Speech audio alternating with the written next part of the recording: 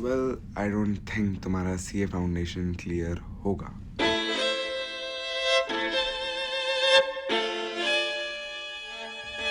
Because तुम कर रहे हो ये गलतियाँ। मतलब आंसर तो मेरे पास भी नहीं है, तुम क्या गलत कर रहे हो, क्यों नहीं निकलेगा, वगैरह वगैरह। बट मैं मेरी स्टोरी तुम्हें बताना चाहूँगा, एंड क्या पता तुम उसके थ्रू कुछ कुछ सीख जाओ एंड इम्प्लीमेंट कर पाओ, या कुछ गलतियाँ सीख जाओ। So let's start. तो मैंने कहीं ना कहीं वीडियोस में अपनी स्टोरी तो बताई हुई है ही, बट मैं वापस बताना चाहूँगा। एकदम शॉर्ट में चालू करते हैं। सो 10th क्लास में मुझे बिल्कुल आइडिया नहीं था हार्डवर्क क्या होता है, कैसे होता है, मुझे कुछ नहीं पता था। मैंने 10th के पहले कभी 85% के ऊपर क्रॉस ही नहीं करा था पूरी लाइफ। मैं हमेशा 80 के आसपास वाला बच्चा था, 75 to 80 वाला रेंज वाला। एंड एंड 10th में समझ आया what is hard work. 10th में मैंने बहुत मेहनत करी, चाहे मेरे पढ़ने की टेक्निक्स अच्छी नहीं थी या क्या था, आई डोंट नो, बट मैंने लिटरली 12-12 घंटे मेहनत करी बोर्ड्स में, and I finally scored 88%। But फिर 11th-12th में जब और सोचने को मिला, मैं हो गया यार, लाइफ में आज तक 90% प्लस स्कोर नहीं करा, 90% के ऊपर जाना है। सो 10th में मेरे ग्रुप में मोस्टली सब टॉपर्स थे, लाइक दे वो वेरी स्मार्ट इंडिविजुअल्स, एंड सब थे, मतलब सबका मुझे था कि यार ये 90+ के तो ऊपर लाएंगे। एंड ये मैंने कुछ ऐसे एक्टिवली नहीं सोचा, बट मेरा दोस्त वैसे बन गए, तो अराउंड अराउंड मेरा भी गोल वो ही हो गया। एंड उधर की तरफ आगे बढ़ते हुए मुझे फाइनली 92.4% आ गए। एंड उस मोमेंट पे I realised the importance of a friend circle, how much your peers leave an impact on you, what you can do if you have right peers. And then फिर मैंने चालू करी मेरी CA foundation की तैयारी। जब मैंने तैयारी चालू करी थी भाई, मेरा वो one of the lowest time था, बिकॉज मुझे कुछ भी अच्छा सा नहीं लग रहा था उस टाइम पे। I was feeling a bit lonely, but धीरे धीरे फिर हम नई जगह पे आए, हमने बहुत कुछ नया करा। एंड 3 महीने के प्रेप में, या 3 महीने के प्रेप में मैंने सीए फाउंडेशन क्लियर करा। एंड या I score 216 in my CA foundation. Okay, आगे बढ़ने के पहले मैं तुम्हें पहले ही बता दूं, मेरा इकोनॉमिक्स एंड अकाउंट्स ऑलरेडी बहुत स्ट्रॉन्ग था क्लास 12th में, बिकॉज टचवुड मुझे बहुत अच्छे टीचर्स मिले थे तब। तो मेरे ये दो सब्जेक्ट पहले ही स्ट्रॉन्ग थे, इसलिए मेरे लिए थोड़ी सी ये फाउंडेशन की जर्नी इतनी डिफ़िकल्ट नहीं रही, और थोड़ा आई थिंक मैंने आसानी से भी कर लिया। अगर मैं इन शॉर्ट बोलना चाहूँ, अगर तुम भी ऑनलाइन क्लास कर रहे हो जैसे कि मैंने करा था ऑनलाइन क्लासेस, तो उसमें मेरी बिगेस्ट टिप है कि रिवाइज करने से ज़्यादा अच्छा, लाइक मैंने क्या करा था, सबसे पहले सारी क्लासेस ख़त्म कर ली, अच्छे से नोट्स बना लिए, एंड जितनी जल्दी मैं क्लासेस निपटा सकता था मैंने सारी निपटा दी। मेरे रिकॉर्डेड लेक्चर्स थे इसलिए भी आसान हो गया था। एंड मैंने आई थिंक अराउंड अगस्त में मेरी क्लासेस ख़त्म कर ली थी। एंड उसके बाद अगस्त के पहले ही, हाँ लाइक जुलाई के एंड में अगस्त के स्टार्ट तक मैंने क्लासेस ख़त्म कर ली थी। फिर उसके बाद मैंने बस मुझे रिवीजन पे ही फोकस करना था। सो हाँ, लाइक मेरी स्ट्रैटेजी ये थी कि जल्द से जल्द दिन में 12-12 13-13 घंटे के लेक्चर्स अटेंड कर लो, एंड जितनी जल्दी हो सकता है क्लासेस निपटा लो, नोट्स बना लो। एंड उसके बाद जैसे ही तुम क्लासेस से फ्री हो जाओ, अब सिर्फ एक काम बचा है, याद करने का। आई थिंक मेरे लिए ये स्ट्रैटेजी वर्क करी थी। Okay, so now let's start a subject wise breakdown. We have 4 subjects: account, law, maths, and eco. Around इसमें से ये दो सब्जेक्टिव इसमें से ये दो सब्जेक्टिव होने वाले हैं, accounts and law, and maths and eco होने वाले हैं प्रैक्टिकल। सब 100 मार्क्स के ही हैं ऐसे।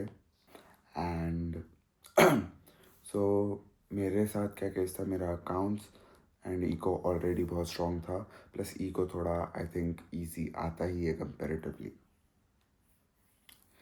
Then comes accounts and law में मेरी मेजरली स्ट्रैटेजी थी टू कवर एवरीथिंग, मतलब कवर एवरीथिंग एज इन चाहे कुछ डिटेल्स मिस हो जाएं, बट मेजरली मैं सब कुछ कवर कर लूँ, बिकॉज इट्स थियोरेटिकल। मुझे लिखना है, मुझे प्रैक्टिकली सब कुछ लिखना है।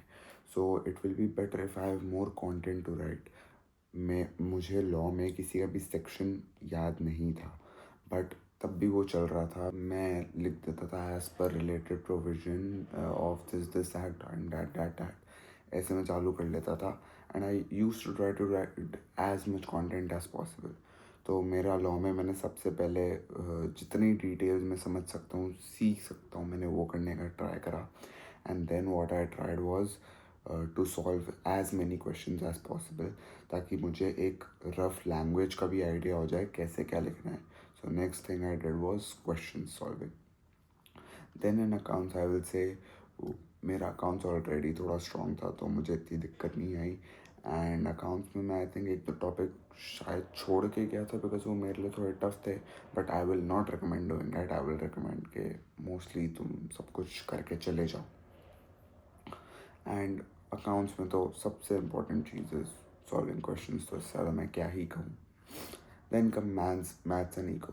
So maths and eco में it's not important to learn everything, but it's important to learn the quality content. मतलब जैसे कि अब जिसकी थोड़ी ज़्यादा वेटेज, जैसे कि एक दो चैप्टर थे आई थिंक उनकी 14-15 नंबर की वेटेज थी, तो सबसे पहले उन्हें अच्छे से सीख लो। एंड मतलब उसमें तुम्हें सब कुछ आना चाहिए, अच्छे से आना चाहिए, बिकॉज इट्स MCQ। सही है तो सही है, गलत है तो गलत है। सो वही है कि तुम्हें अच्छे से आना चाहिए। I think it was financial maths, तो हाँ मेरा इस पर बहुत फोकस था। फिर जो मेरे को आते थे, मैं अराउंड आई थिंक 80 मार्क्स का ही पढ़ के गया था, बट 80 मार्क्स का मैं अच्छे से पढ़ के गया था अराउंड अराउंड। एंड अच्छे से में भी मतलब मेरा थोड़ा स्टैट्स वीक ही था, बट स्टिल वो आई थिंक चल गया था। मेरी थोड़ी किस्मत भी अच्छी थी, ये थोड़े पेपर्स इस बार इजी भी आए थे आई थिंक। चेकिंग थोड़ी हार्ड गई थी इस बार, but it worked out at the end everything. So मैं 80 मार्क्स का पढ़ के गया था, एंड उसमें से 50 के आसपास ही लाने थे मुझे। Then comes eco. So for me accounts में जितना मैंने भागा, लॉ में जितना भागा, मैथ्स में जितना भागा, वो अब कवर अप करने के लिए था मेरे पास इको। इको में what I did was I tried to learn everything with quality, because I think eco थोड़ा इजी आता भी है कंपेरेटिवली, एंड तुम उसमें स्कोर कर सकते हो मेरे हिसाब से। So with this we are coming to the last section of the video. अब यहाँ पे मैं तुम्हें बताना चाहता हूँ about a book named unfair advantage. So this book is about how everyone has some kind of unfair advantage, और how everyone can develop some kind of unfair advantage over other people.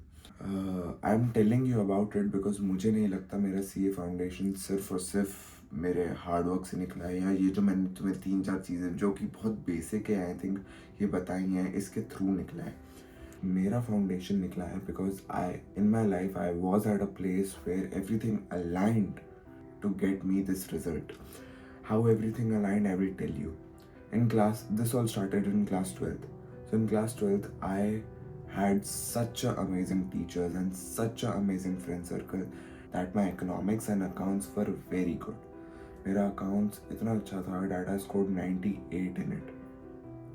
So around my unfair advantage was that मेरा accounts and eco already strong था, मुझे उस पर बहुत कम काम करने की ज़रूरत थी, तो मैं मेरा बहुत टाइम लॉ को दे पाया। एंड मैथ्स भी मेरा अराउंड अच्छा ही था, बिकॉज मेरे पास 11th-12th में मैथ्स थी, तो मुझे बहुत सारे टॉपिक्स उसमें से भी आते थे, बट उसमें भी थोड़ी सी मेरे को मेहनत करनी थी, बट मेजरली मुझे लॉ में ही मेहनत करनी थी।